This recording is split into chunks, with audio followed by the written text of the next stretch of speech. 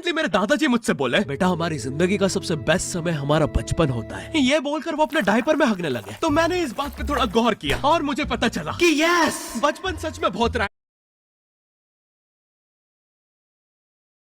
दादाजी मुझसे बोले, बेटा हमारी जिंदगी का सबसे बेस्ट समय। रिसेंटली मेरे दादाजी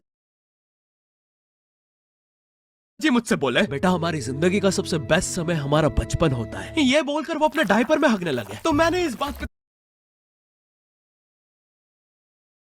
थोड़ा गौर किया और मुझे पता चला कि यस, बचपन सच में बहुत रैंडम होता है। बचपन में एक बार साइकिल की चेन चढ़ाते समय मेरा हाथ आ गया, तो मैं भाग के अपने अपाहिज दोस्त को भी ले आया कि उसके भी हाथ आ जाए। बचपन में मुझे मेरी दादी का चरित्र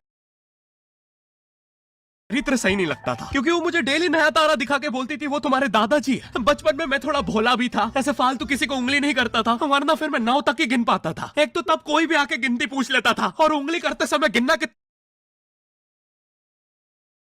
क्योंकि वो मुझे डेली नया तारा दिखा के बोलती थी वो तुम्हारे दादाजी है। बचपन में मैं थोड़ा भोला भी था, ऐसे फालतू किसी को उंगली नहीं करता था, वरना फिर मैं 9 तक ही गिन पाता था। एक तो तब कोई भी आके गिनती पूछ लेता था, और उंगली करते समय गिनना कितना मुश्किल होता है पता है। बचपन में मैं और मेरा भाई हमेशा WWE देख के लड़ते थे, क्योंकि माँ बाप की चाहते लड़ने लायक थी नहीं। एक तो मेरा छोटा भाई बचपन में बहुत शांत स्वभाव का था, बेचारा स्कूल में भी सीनियर से बुली होता था। हाँ, वो सीनियर मैं ही होता था।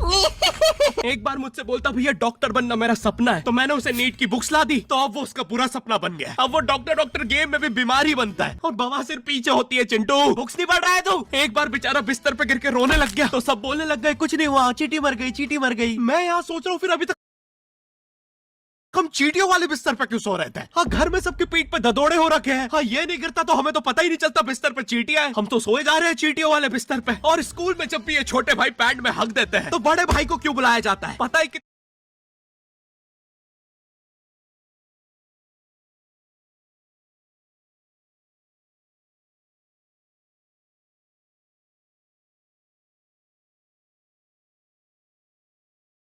इतनी घनघोर बेइज्जती होती है पूरी क्लास के सामने, और बुलाते भी इतने सस्पेंस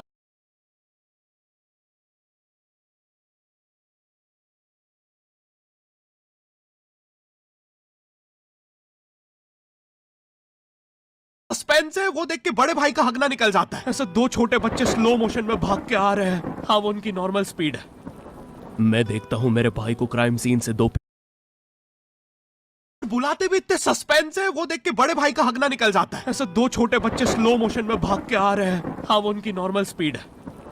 मैं देखता हूँ मेरे भाई को क्राइम सीन से 2 पियून पकड़ के ले जा रहे हैं। उसे ब्राउन रंगे हाथों पकड़ लिया गया। मेरे भाई ने मुझसे जाते जाते कहा, मुझे फंसाया जा रहा है।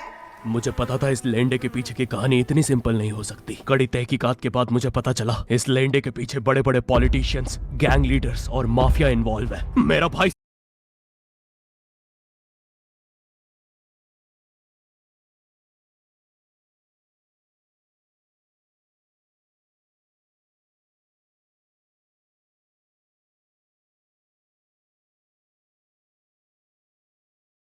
सही कह रहा था, ये उसका लेंडा नहीं है। हैंड्स अप पीटी टीचर, तो वो लेंडा तुम्हारा था। तो तुम्हें पता चल ही गया, तुम मुझे कभी नहीं पकड़ सकते। रुको, भाग गया। जाने दो उसे बेटा, हमने पीटी टीचर के बड़े भाई को बुला लिया है वो लेंडा उठाने। लेंडा आपकी नजदीकी सिनेमा घरों में पड़ा होगा तो देख के पैर रखना। ये चैनल पे जितने भी अजीब और गरीब चीजें तुम देखते हो, ये मैं और मेरे भाई की लाइफ में हमेशा होती रहती है, और इसलिए हमने ये चैनल नॉट योर टाइप बनाया था। मेरे भाई ने कहा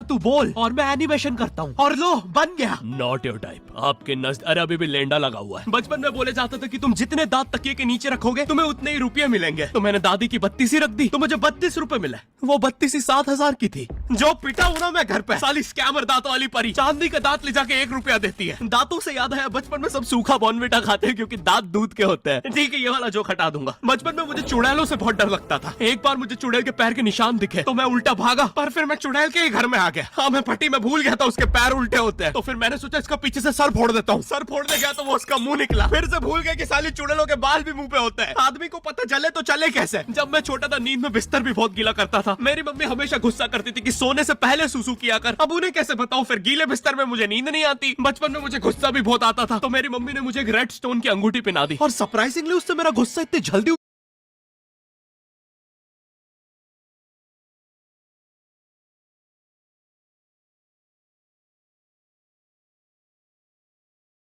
उतरने लग गया, क्योंकि अब मैं जब अंगूठी पहन के लोगों को पीटता था तो गुस्सा इतनी जल्दी शांत होता था। वैसे ये अंगूठी मुझे एक बाबा जी के आश्रम से मिली थी। जब मैं वो आश्रम में गया था, वहाँ एक बहुत ही हॉट सी बंदी मुझे देख के बार बार स्माइल करे जा रही थी, तो मैंने भी मौके पे चौका मारा और जल्दी से अपना नंबर पेपर पे लिख के उसकी तरफ फेंक दिया। वो बंदी ने भी बड़े प्यार से मेरा नंबर उठाया और खा लिया। अरे भाई, उसको भूत लगे, वो तब से सबको स्माइल दे रही है। हम भी सुबह से नंबर फेंक रहे हैं, अभी तक 2 किलो पेपर खा गई है। अब तुम्हें भी ऐसे रैंडम भूतों या स्ट्रेंजर्स पास नंबर ना फेंकना पड़े प्यार की।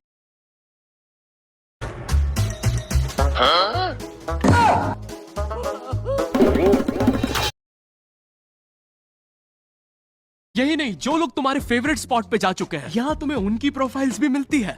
के बच्चे भाई वो ऐसे अजीब अजीब से गेम्स खेलते थे, कहीं ड्रैगन फ्लाई में रस्सी बांध के उसको पेट बना लिया है, कहीं नंगे भाग रहे टायर के पीछे लकड़ी मारते मारते। मेरी मम्मी को उन पे दया आ रही है कि बेचारे गरीब बच्चे किसी भी चीज से खेल लेते हैं, फिर हमारी कार पलट जाती है। हाँ, वो टायर हमारी कार का था। और मुझे एक बात बताओ, चक्के से खेलने पे वो गरीब कैसे कंसिडर हो रहे हैं? क्या पता उनने कार खरीद के चक्का निकाला हो, क्या पता लैम्बोर्गिनी के चक्के से खेल रहे हो। नहीं, तुम्हें कैसे पता चल रहा है वो गरीब है या अमीर? और एक चक्के से इतनी सारी एक्टिविटी करेंगे ये लोग। कभी चक्के में रस्सी बांध के झूला बना दिया, कभी झूले से फिका के खुद को लूला बना दिया, कभी लूले पे झूला बांधकर बना दिया। ये इतने हरामी बच्चे थे, इनके साथ कोई भी घर घर नहीं खेलता था, क्योंकि घर ये जुए में लगा के हार जाते हैं। ये वो बच्चे जिन्हें तुम रिमोट कंट्रोल कार भी दोगे तो उसकी मोटर निकाल के पंखा बनाएंगे। एक बार इन्होंने रिमोट कंट्रोल रिमोट बनाया था, तुम अगर इस रिमोट पे बटन दबाओगे तो इस रिमोट पे बटन दबेगी, बस। ये लोग मकर संक्रांति के दिन पतंग भी लूटते थे दुकानों से। पतंग से याद है, मैं बचपन में अपने दोस्त जनक के साथ बहुत पतंग उड़ाता था। जनक गुजराती था और गुजराती लोग तो बहुत बड़े पतंगबाज होते हैं। वो लोग गला काटने के बाद भी काय पोचे चिल्लाते हैं। जनक मेरे घर पे इतना बड़ा गिर्रा लेके आता था पतंग उड़ाने, उस पर पता नहीं कितने 1000 किलोमीटर का मांझा लपटा होता था। हम दोनों का सपना था उस गिर्रे की पूरी ढील देना। एक बार तो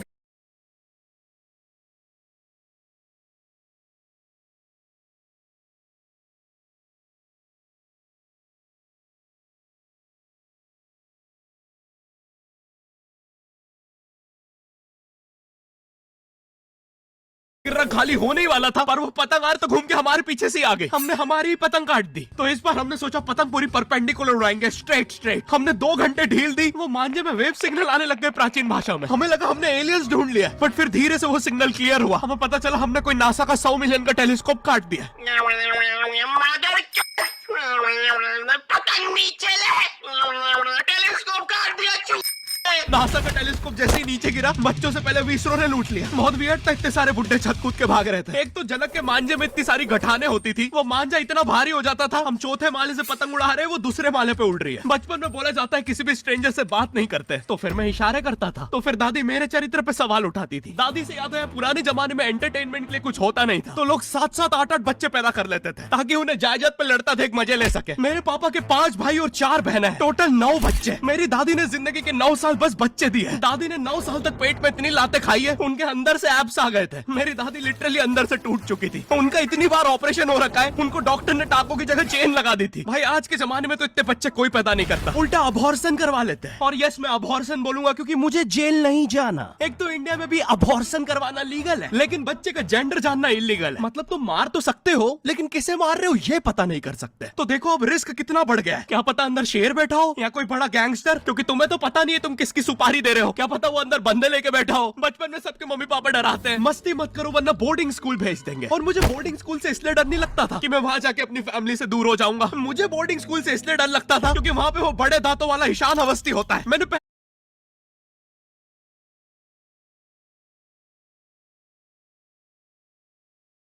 बार जब तारे जमीन का ट्रेलर देखा था तो उसमें वो पागल बच्चे ने आतंक मचा रखा था। फिर मैंने मूवी का नाम पढ़ा, तारे जमीन पे। मुझे लगा बिछाए होंगे इस पागल को पकड़ने के लिए, शॉक वॉक देना होगा तारों से। इसके तो दांत भी इतने बड़े हैं, सारी तारे काट देता होगा। मुझे ट्रेलर देख के लगा कोई एक्शन मूवी है, आमिर खान जोकर बना हुआ है। मुझे लगा यही तारों का जाल बना के पकड़ेगा पागल को। हाँ, ट्रेलर देख के तुम्हें क्या ही समझ में आएगा। एक शॉट में आमिर खान बोल रहा है आपके बच्चे को डिसलेक्सिया है, फिर अगले ही शॉट में जोकर बन के बड़ा मछलियां उड़ती क्यों नहीं। फिर मुझे लगा ये शायद अपने माँ बाप को बोल रहा था। और दया तो मुझे उस लंगड़े बच्चे पे आती है जिसके बगल में ईशान अवस्थी को बिठा दिया था। वो बेचारा उठ के भाग भी नहीं सकता। और मैंने तो सुना था बोर्डिंग स्कूल में बस नॉटी बच्चे जाते हैं, तो फिर इस बेचारे गाय से बच्चे को क्यों यहाँ भेज के रखा है? कहीं ऐसा तो नहीं इसके पहले पैर थे और ये बहुत मस्ती करता था तो माँ बाप ने पैर तोड़ के इधर भेज दिया। बस भाई मेरा हो गया है आज का। अगर तुम्हें वीडियो पसंद आई तो यार लाइक मारो।